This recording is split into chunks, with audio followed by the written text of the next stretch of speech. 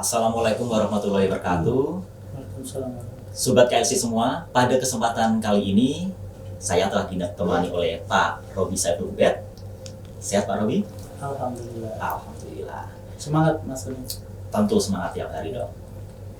Baik, pada kesempatan kali ini Pak Robi akan menjelaskan terkait turbulensi lingkungan menurut Igor Ansoff. Kalau tadi kita sudah bicara terkait analisis lingkungan eksternal, nah ini ada teori terbaru dari Igor Ansoff terkait turbulensi lingkungan. Silakan Pak Robi, apa itu turbulensi lingkungan? Ya, terima kasih Mas Roni. Jadi sebenarnya ini bukan teori terbaru ya. Jadi Mas Igor Ansoff itu mungkin usianya sekarang udah 80 tahun. Ya, udah sepuh ya berarti ya. Jadi teori ini mungkin Mas Roni belum lahir lah ya, tahun 1970-an atau 80-an ini Igor Ansoff. Namun kenapa kita gunakan tema ini? Karena menurut saya ini masih relevan gitu. Jadi turbulensi lingkungan ini bagi saya itu baru itu bagi saya. Oh iya. Ya, tapi ini sebenarnya sebuah ilmu yang udah dari dulu mungkin. Mbahnya Mas Roni udah belajar ini. Oh gitu ya. Kemana aja saya selama ini ya.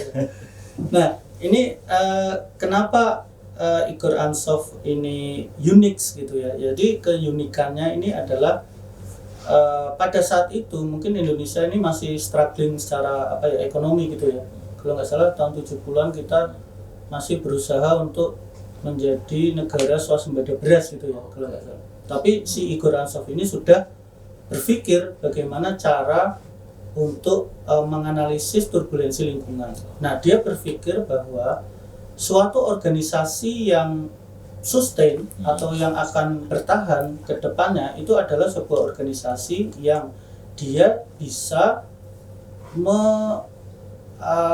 alignment atau menyesuaikan ya antara kapabilitas organisasinya dengan turbulensi lingkungan yang ada di sekitarnya. Nah, menurut Igor Ansoff itu sendiri, turbulensi lingkungan itu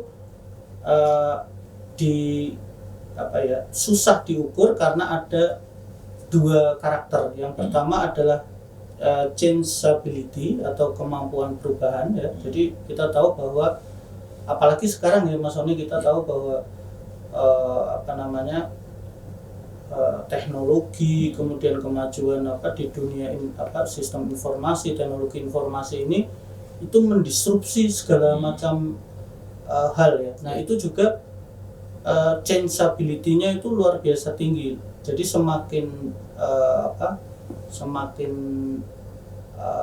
penerapan teknologi, kemudian penerapan teknologi informasi itu lingkungannya, turbulensi lingkungannya akan semakin tinggi. Nah, kemudian adalah predictability. Ini juga karena menurut Igor Ansoff itu membagi ya menjadi turbulensi lingkungan ini menjadi beberapa klasifikasi. Jadi ada, kalau nggak salah ada 5 ya. Jadi namun di beberapa penelitian selanjutnya itu banyak revisi atau banyak yang memperkaya dari teori Igor Ansoff ini. Nah, contohnya kalau kita ngomongin perusahaan manufaktur biasa gitu ya. Jadi contohnya tadi ada perusahaan air minum kemasan gitu ya. Itu turbulensi lingkungannya itu hanya maksimum itu ada di level 3 gitu. Atau mungkin kebanyakan perusahaan air minum kemasan itu turbulensi lingkungannya hanya di level 2. Kita bisa melihat itu dari mana? Dari apakah selama ini perusahaan air minum kemasan itu berubah cepat atau enggak gitu. Jadi contohnya Mas, kita ngambil satu merek aja gitu ya. Contohnya tadi Aqua gitu ya. Nah, Aqua itu sudah berapa puluh tahun menurut Mas Sony tidak berubah gitu. Air kemasan ya gitu-gitu aja. Sekitar hampir 50 tahun kali ya. Nah, mungkin 7 tahun, 70-an itu. Tahun 70-an itu kan air kemasan konsepnya seperti itu. Berarti kan secara turbulensi lingkungan itu tidak banyak berubah. Nah, beda lagi kalau Mas Sony mungkin membeli gadget ya, HP atau mungkin iPhone gitu ya.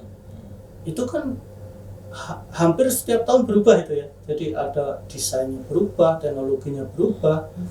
Nah itu ada di turbulensi lingkungan yang lebih tinggi dari hanya sekedar manufaktur. Jadi dia ada di 4 atau 5. Nah bedanya apa? Bedanya itu ketika 4 dan 5 itu dia sudah bisa melakukan disrupsi. Jadi yang mengubah landscape pertempuran produk gitu. Jadi beda industri itu biasanya beda ya. Betul, ya.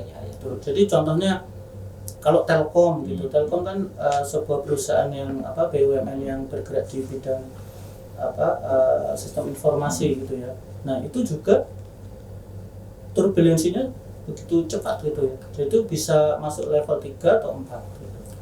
Nah kalau turbulensi lingkungan menurut Igor Ansoff ini mengantisipasi juga nggak seperti perubahan yang sangat-sangat tidak terprediksi seperti pandemi COVID-19 kemarin itu gimana Pak? Nah ini bagus sekali ya pertanyaannya. Memang kelemahannya di sini di teori Igor Ansoff ini perubahan turbulensi lingkungan yang dalam tanda kutip itu luar biasa gitu ya, dan tidak bisa diprediksi seperti pandemi, kemudian mungkin ada peperangan ya, itu tidak bisa memprediksi itu.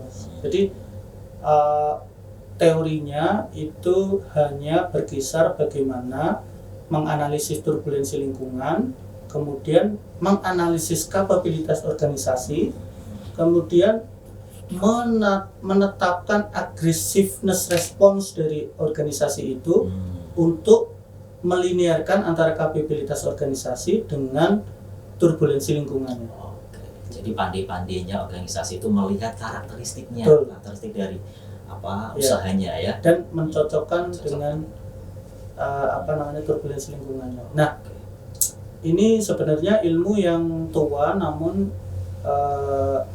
quote and quote ya, ini banyak digunakan oleh para konsultan. Jadi konsultan bisnis, konsultan manajemen itu sebenarnya pendekatannya pakai Igor Ansoff. Oke, jadi kita bisa pakai teorinya Igor Ansoff ini ya, ketika mau mendirikan usaha atau mengembangkan usaha itu untuk wilayah.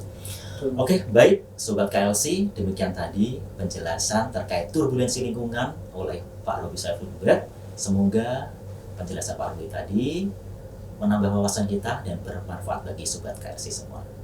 Sampai jumpa. Wassalamualaikum warahmatullahi wabarakatuh. Waalaikumsalam.